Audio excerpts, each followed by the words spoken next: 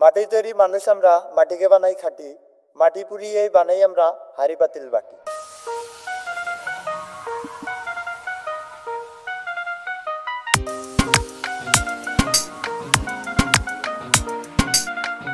হারিয়ে যাওয়া প্রায় এই মৃৎশিল্প পেশাটিকে টিকিয়ে রেখেছে হাতে গোনা কয়েকটি কুমোর পরিবার। এরকমই ৮-১০টি কুমোর পরিবারের বসবাস গাইবান্ধা জেলার সাদুল্লাপুর উপজেলার রসুলপুর ইউনিয়নের পালপাড়া গ্রামে।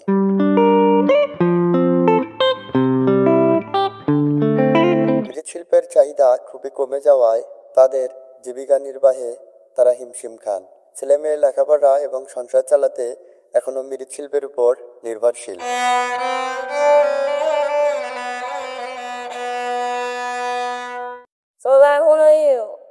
হাতে বানাই একটু বেশি, আবার হয়তো দোকান দিছি, দোকানে হয়তো বেচা কেনা করি, সব কিছু তৈরি করি। শাড়ি, পাতিল, ঝাঁঝুর, ঝাঁঝুরের তলা, কাঁসা, পাতিল, ভাতের পাতিল, তরকারি পাতিল।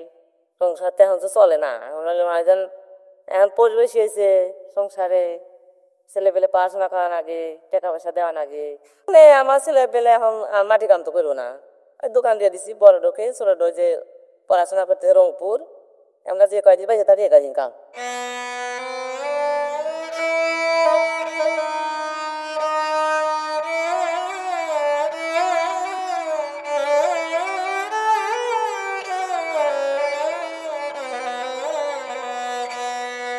এই মৃৎশিল্প আমাদের ঐতিহ্যের একটি অংশ।